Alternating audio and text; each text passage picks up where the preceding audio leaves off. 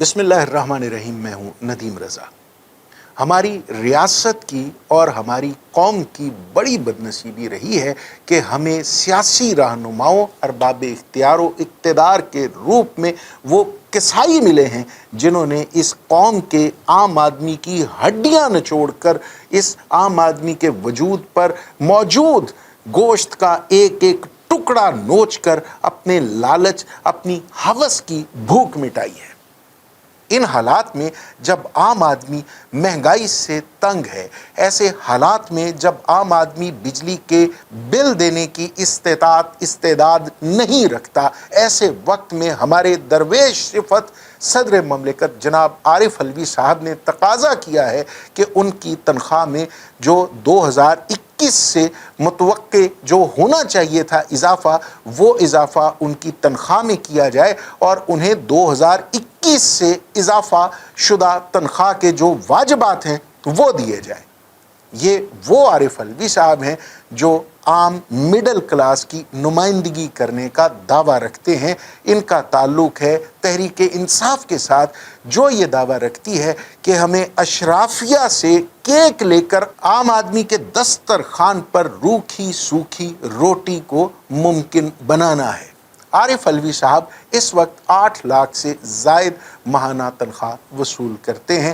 ان دو جو اضافے ہیں جن کا تقاضا ان کی جانب سے کیا جا رہا ہے، ان دونوں اضافوں کے بعد ان کی تنخواہ 12 لاکھ سے بڑھ جائے گی، اور جو وہ مراعات لیتے ہیں وہ اس سے الگ ہیں۔ اگر آپ گزشتہ ستمبر تک کا سفر طے کریں اور اوراق ماضی کو پلٹ کر دیکھیں تو جب اس ریاست پر سیلاب کی آفت تھی، 4 کروڑ لوگ اپنے برباد حال گھروں سے نکل کر پناہ لیے ہوئے تھے کیمپوں میں، ایسے وقت میں چیئرمین سینٹ اور سپیکر قومی اسمبلی کی مراعات میں بے تحاشا اضافے کا بل ایوان بالا میں پاس ہوا تھا۔ تب بھی یہ کہا گیا تھا کہ یہ وہ کسائی ہیں، یہ وہ ایسے لوگ ہیں، یہ اشرافیہ کا ایسا طبقہ ہے جس کا عام آدمی کے مسائل سے کوئی تعلق ہی نہیں ہے۔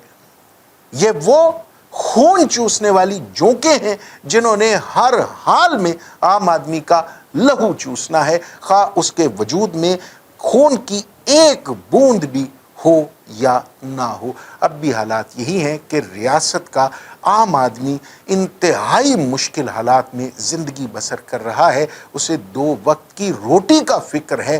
بجلی کے بل اور مہنگائی اس قدر بلند سطح پہ ہے کہ عام آدمی اپنی عزت بیچ کر اپنے بچوں کا پیٹ بھرنے کے لیے مجبور ہے۔ ایسے حالات میں عارف علوی اس شخص سے، اس غریب آدمی سے یہ تقاضا کر رہے ہیں کہ ان کی تنخواہ 12 لاکھ سے بڑھا دی جائے۔ اس وقت ان حالات میں عارف علوی صاحب کے اس تقاضے پر صرف یہی کہا جا سکتا ہے کہ علوی صاحب کچھ تو شرم کیجئے، کچھ تو حیا کیجئے۔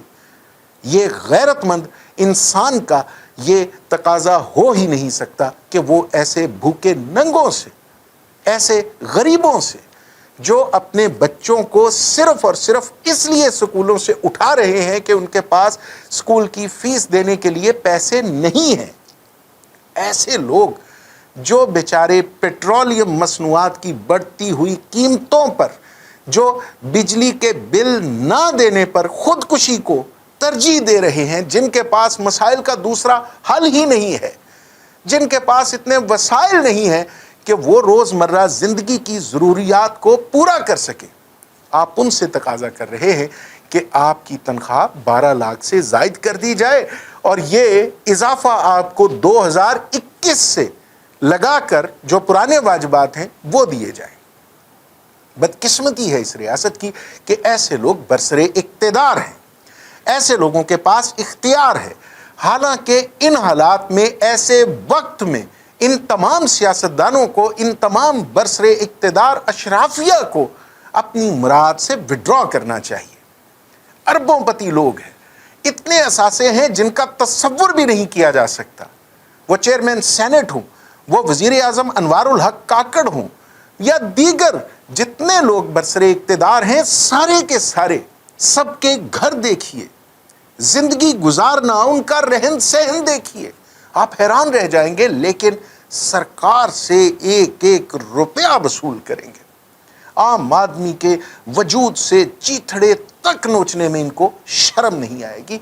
होना ये चाहिए, जो हमारी मुअज़्ज़ज़ वज़ीर ख़ज़ाना हैं वो 2 रोज़ पहले फरमा रही थी कि फ़िलहाल रिलीफ का मत सोचिए, हालात इतने इस कदर ख़राब हैं कि सरकारी ख़जाने में आम आदमी के लिए कुछ भी नहीं है। लेकिन जनाब वज़ीर आज़म साहब एक ऐसी रियासत का दौरा करने जा रहे हैं जिससे पाकिस्तान को कुछ भी मिलने की तवक्को नहीं है, यानी वो कीनिया तशरीफ़ ले जा रहे हैं। आइंदा चंद रोज़ में और भी दौरे करेंगे, और भी अखराजात उन पर जो उठाए जा रहे हैं, जो उनको मुराद दी जा रही हैं, अगर वो ये सरकार से ना भी लें तो उन्हें फ़र्क नहीं पड़ता।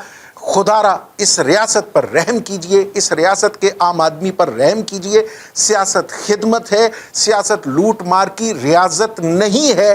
खुदारा जो निगरान कबीना है, जो चारों सूबों की निगरान हुकूमतें हैं, खुदा के नाम पर इस कौम पर, इस लूटी पुटी कौम पर, इस खाली होते ख़जाने पर रहम कीजिए। इसे गिद्धों की तरह नोचने का जो एक आपने सिलसिला बना रखा है, इसे मज़ीद दराज करने के बजाय इसे इख्तिताम की तरफ ले जाइए। शायद इस कौम पर आपकी ये मेहरबानी आपकी बख्शिश का वसीला बन जाए, वरना जिस तरह का आपने रवैया इख्तियार कर रखा है, जिस तरह से इस कौम की बोटियां नोच रहे हैं, जिस तरह से इसका लहू पी रहे हैं, आपके साथ इस दुनिया में भी और आखिरत में भी अल्लाह रब्बुल आलमीन की तरफ से कोई रहम वाला रवैया नहीं होने वाला। जो शख्स, जो आदमी, जो बरसरे इक़्तिदार है, जिसके पास इख्तियार है, अगर वो दूसरों के दुख दर्द कम नहीं करता और सिर्फ तमाम तर वसाइल को अपनी ज़ात का एक मरकज़ बना लेता है, अपनी ज़ात को, और उसी पर तमाम वसाइल को, उन वसाइल को जिसका वो अमीन है, जो उसके पास अमानत है, अगर वो तमाम वसाइल को अपनी ज़ात पर, अपने तबके पर और अपने अजीज़ व अकारब पर खर्च करता है, तो उसका अंजाम बहुत भयानक होगा। अल्लाह रब्बुल आलमीन ऐसी अशराफिया से हमें महफूज रखे।